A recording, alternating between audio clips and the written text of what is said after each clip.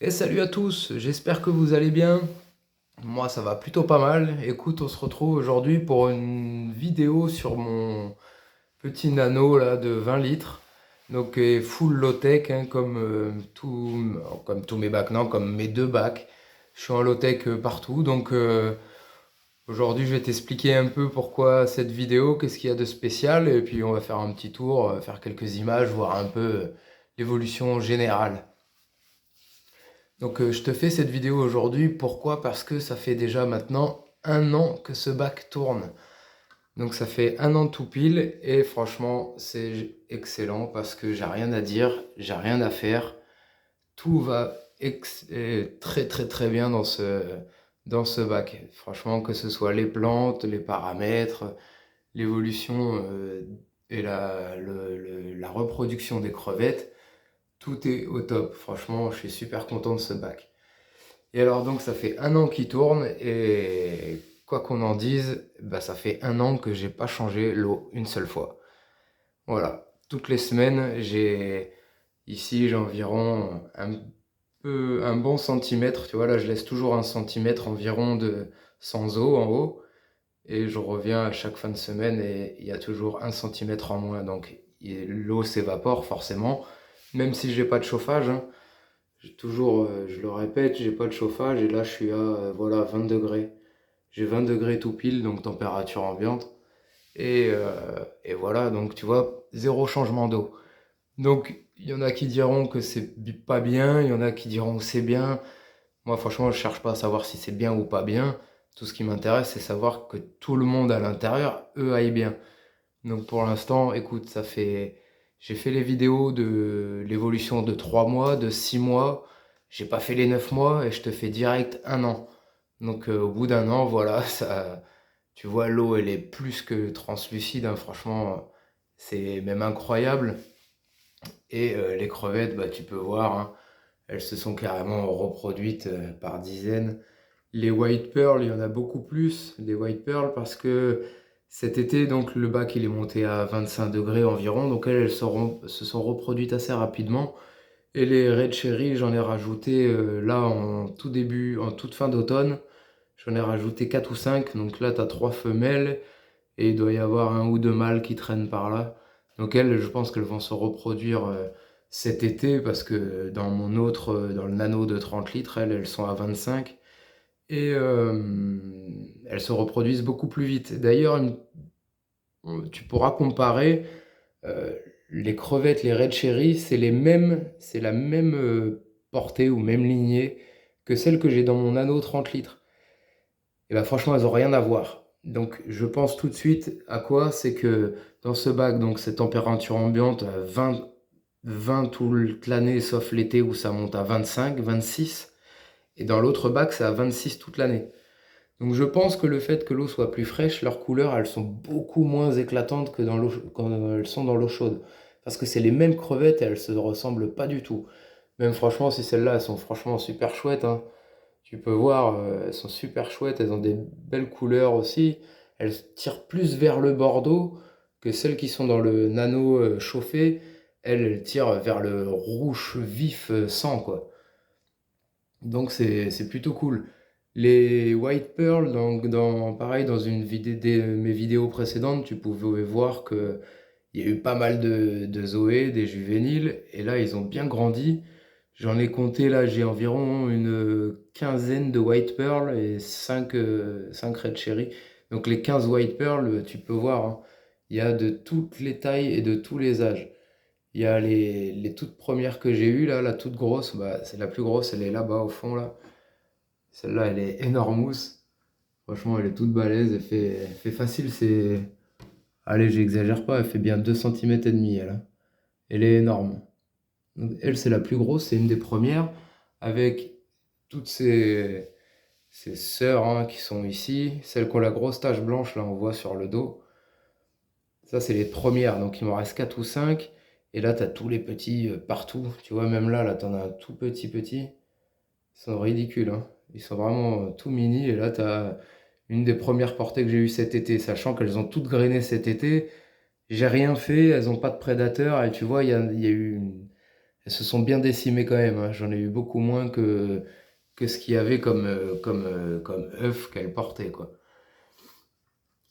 Donc il y a quand même une différence, donc ça, je pense que ça leur fait une différence d'être en eau chaude ou en eau tempérée ou à température ambiante, si tu veux. Côté plante, excuse-moi pour le doigt qui vient d'arriver sur l'écran. Donc voilà, pour les plantes, bah écoute, ça continue de se développer à fond. Là, tu peux voir la cryptocorine, là, elle est juste trop belle, avec des reflets bordeaux là sur les feuilles. On va aller voir d'un peu plus près. Tu vois les reflets bordeaux là sur les feuilles. C'est trop joli, franchement. Bon, après, elle se fait un peu bouffer, hein, j'imagine c'est les escargots. Puis c'est pareil, hein, c'est une plante, ça fait 1 an qu'elle est dans le bac, donc j'imagine que bah, y a des feuilles qui disparaissent pour laisser la place aux nouvelles beaucoup plus vertes. C'est ça qui fait que la plante, en fait, elle est belle, c'est que tu as les feuilles un peu plus vieilles qui sont un peu vert-jaune, et tu as les feuilles toutes vertes, toutes neuves, et celles qui sont un peu bordeaux. Donc je trouve que ça fait une super plante, et Cryptocorine, elle est balèze. Normalement, on la met en milieu de plan, et là, je trouve qu'en premier plan, justement, elle donne super bien. Au fond, là, tu as une Anubia qui était pas si belle avant. Il y a une espèce de croûte quand même qui s'est mise sur les feuilles. Je pense que là, tu vois bien, il y a une espèce de croûte qui s'est mise. Donc ça, je sais pas ce que c'est. Je pense que c'est peut-être un manque ou une petite algue qui s'est mise dessus. Écoute, elle se développe, elle continue à se développer à fond. Donc ça va, hein. La Nubia, là, qui est juste devant toi, ça, c'est une Anubia de fou parce que c'était vraiment une toute petite feuille avec un petit bout de racine qui avait pété quand j'en avais acheté. Et je l'avais recollé, recoincé entre la branche, là, entre les deux branches. Et elle est repartie de folie. Et là, tu vois, elle fait même une pousse là, juste là. Tu peux la voir, là, la petite pousse en plein milieu là-bas. Tac, juste là. Donc elle pète le feu. Et la mousse s'est beaucoup développée.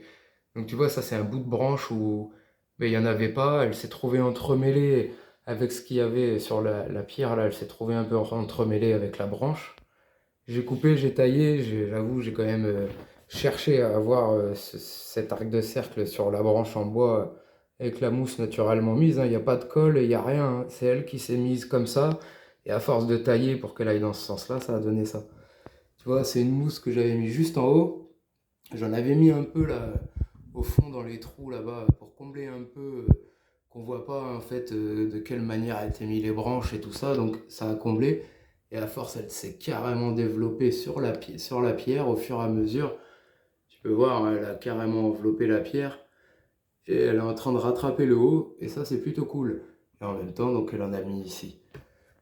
Là, la mousse qui est au fond, c'est la même. C'est des mousses de Java, hein. Donc c'est la même. Et celle-là, il y a une semaine, elle avait envahi tellement le bac qu'elle prenait même la face de devant. Alors je l'ai vraiment taillée au maximum parce que je sais elle repart vraiment très bien. Et les limnophilas, bon bah les limnophilas, hein, faut les tailler toutes les semaines, hein, sinon c'est carrément, ça devient une plante envahissante. Moi ça me dérange pas parce que des fois ça fait un style un peu encore plus naturel, un peu désordre et je trouve ça fait cool aussi. Là j'avais rajouté, c'est une cryptocorine lucens. Donc, c'est une crypto qu'il y avait dans mon 30 litres. Donc je l'ai rajouté ici, on va voir un peu si elle prend trop de place, de toute façon je l'enlèverai. Je ferai très attention quand je les enlèverai à pas remuer trop le sable. Parce que les crevettes, hein, je l'ai déjà dit et tu dois le savoir, ça déteste quand tu remues le sable, hein, monter un petit pic de nitrite et elles tombent comme des mouches, hein, vraiment. Donc si tu as un bac planté, évite de déplanter si tu as tes crevettes dedans, hein. Si tu veux le remanier un peu ton bac, sors les crevettes avant, ce que je te conseille. Donc voilà, un peu l'évolution. Donc ouais, comment expliquer que l'eau soit si claire au bout d'1 an, hein. Ah, tu peux regarder, il y a rien à déclarer, l'eau elle est parfaitement translucide. Pardon pour encore ma grosse main là sur l'écran. Et tu vois, regarde, tu regardes en haut en fait de l'aquarium, tu vois que l'eau, il n'y a pas de film gras, il n'y a rien du tout, hein, c'est impeccable. Vraiment impeccable. Donc ça, j'en suis super cool. Alors va savoir pourquoi, parce que C'est quasiment la même config que mon autre nano. Enfin, config, ce que j'ai installé, c'est la même chose, sauf la pierre là, c'est une simple pierre que j'ai récupérée en rivière, encore une fois. Le sable au fond, j'ai pas mis de pouzzolane dans celui-là. Je crois si j'en ai un petit peu au fond derrière là, mais je suis pas sûr. En fait, j'ai de la pouzzolane, du gros gravier de rivière, du gravier fin de rivière et un léger film de quartz par-dessus.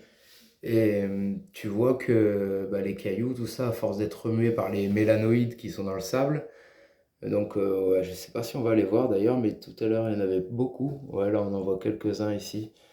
Là, juste par là, là, hop, tu vois, là il y en a quelques-uns. Quand je donne à manger aux crevettes, de toute façon ils sortent. Et donc le sable il est remué par les mélanoïdes, et ça fait remonter un peu les pierres, et je trouve que c'est ça qui fait vraiment stylé. C'est que on dirait que c'est naturel. Et en fait, à la base, tout le sol, là, je l'avais recouvert de quartz blanc et c'était lisse, voilà, tout lisse. Mais là, avec les mélanoïdes, les crevettes qui remuent tout, ils ont fait remonter un peu les cailloux qu'il y avait dans le fond. Et franchement, ça fait un effet plutôt sympa. Donc voilà les petites images hein, de l'aquarium. Plutôt cool. Les anubias, de la mousse de Java, de la cryptocorine, la limnophila. Et voilà. Voilà, les paramètres, ils sont à combien tu vas me demander? Le pH, il est à 7, 7,5. Le GH, il est à 7 aussi. Le KH, il est à 6. Non, c'est pas vrai, je te dis n'importe quoi. Le GH, il est à 8 et le KH est à 6. Et tout va très bien. Franchement, je suis super content parce que, tu vois, il est vraiment stylé. Le bac, il n'y a pas de quoi le cacher, bien au contraire, je suis bien content qu'il soit bien en évidence comme ça. Ça fait plutôt sympa. Et l'eau, ouais, je reviens toujours là-dessus, mais c'est vraiment impressionnant. La couleur de l'eau, la clarté de l'eau au bout d'un an. Donc encore une fois, hein, c'est un low-tech. Je mets zéro engrais, jamais il y a eu de CO2 dedans, pas d'engrais et pas de filtration, pas de chauffage. Si j'enlève la lumière, ça devient un no-tech. Je te ferai une vidéo là-dessus pour comparer le low-tech, le no-tech, le high-tech, etc. Et là, si j'enlève la lumière, je suis en no-tech. C'est-à-dire j'ai zéro appareil électrique en fait. Là, j'ai que la lumière, j'ai zéro filtre, j'ai rien du tout. Et je pense que, même c'est même sûr, toute la filtration, pardon, elle vient des bactéries qu'il peut y avoir dans le sol, parce que vu que c'est un sol que j'ai récupéré en rivière, je pense qu'il y avait des bactéries qui n'ont pas dû du tout mourir, puisque l'eau elle est restée à la même température et tout, donc je pense que elles se sont reproduites et reproduites, et quand je vois la microfaune que j'ai dans l'aquarium, je sais pas si je vais en choper un petit peu sur les vitres. Là, non, tu vois, ça c'est des petits patelles. Là, juste là, au bout de mon doigt, ça c'est de la microfaune, tu vois, ça c'est des, comment on appelle ça, des artémias. Non, c'est pas des artémias, je te dis n'importe quoi. Le nom m'échappe, je sais plus, je vais plus me savoir te dire. Des Noplides d'artémia, des daphnises, voilà. C'est des petits daphnises qui se sont créés. Alors je sais pas vraiment d'où ça vient et comment ça peut arriver. Mais écoute, plus l'eau est froide et moins il y en a, ça c'est une certitude. Par contre, quand l'eau chauffe, ça grouille l'été, ça grouille de daphnis dans l'aquarium. Et ça c'est top parce que pour moi, je pense que c'est un gage de qualité de l'eau, d'avoir de la microfaune. Quand tu as une eau polluée, le premier impacté, c'est les phytoplanctons, les petits planctons, la microfaune, la nanofaune, tous les plus petits éléments vivants, c'est eux qui prennent en premier quand il y a un problème de pollution, quoi. Voilà, les planorbes, j'en avais pas mal au début, j'en ai de moins en moins. Bon, bah j'en ai de temps en temps qui apparaissent, tu vois. Écoute, ils se sont autorégulés. C'est plutôt cool. Moi, j'aimerais bien en avoir un petit peu plus, mais écoute, j'ai pas envie de perturber quoi que ce soit. Alors voilà aussi le problème, c'est que depuis un an que j'ai rien fait de particulier dans l'aquarium, c'est qu'aujourd'hui, bah, j'ai le trac de rajouter quoi que ce soit ou de modifier quoi que ce soit. Donc c'est un aquarium, tu vois, à part l'évolution un peu des plantes qui prennent un peu plus de place et qui se développent, il n'y a pas de gros changements, ça je te l'avoue. Mais ça c'est carrément volontaire, c'est parce que j'ai carrément le trac de perturber quoi que ce soit et de tout foutre en l'air alors que ça se passe très bien. Donc voilà. C'est vrai que ça peut paraître bête, hein, mais même des fois, juste couper des plantes, j'ai peur de embarquer des petites Zoé avec, parce que tu vois, les crevettes, bah, c'est sympa, mais c'est un petit peu débile, hein. Si t'enlèves une plante et qu'elle est dessus, bah, c'est pas garanti qu'elle s'enlève toute seule de la plante parce qu'elle a peur, hein. Ça peut rester accroché bêtement et puis tu la jettes avec. Enfin, c'est déjà arrivé à tous ceux qui ont des crevettes, je pense, même si on s'en aperçoit pas. Donc voilà, voilà un peu les explications, voilà un peu l'évolution du bac après un an sans changement d'eau, sans modification, à part peut-être ajouter une branche, une petite plante comme la Cryptocorinne lucens, ouais c'est ça. Voilà, c'est les seuls changements. Enlever une plante, la déplanter, rajouter d'autres plantes extérieures, franchement j'ai vraiment le trac, alors non, non, je le fais pas, je laisse développer comme ça et je le taille et je l'arrange, je m'arrange à faire pousser les plantes d'une manière que j'ai envie qu'elles poussent. Sinon, je modifie plus rien. Ce bac, il est au top et je le laisse se développer tout seul. Voilà les amis, on arrive à la fin de la vidéo. Écoute, j'espère que tu as kiffé les petites images. J'espère que mes explications sont claires. Je vois que vous êtes de plus en plus d'abonnés et ça fait méga plaisir. Ça me donne envie de continuer à faire mes vidéos. Après, on n'est pas non plus, j'ai pas des milliers d'abonnés, mais franchement, ça évolue au fur et à mesure et c'est cool. Franchement, c'est super cool. J'ai des assez bons retours de votre part. Donc, n'hésitez encore une fois n'hésitez surtout pas à vous abonner, à commenter, à liker la vidéo. Moi, ça me fait kiffer et franchement, ça fait méga plaisir de voir que à vous, ça vous plaît aussi. Voilà, et bah écoutez, je vous dis à bientôt et portez-vous bien. Ciao, ciao!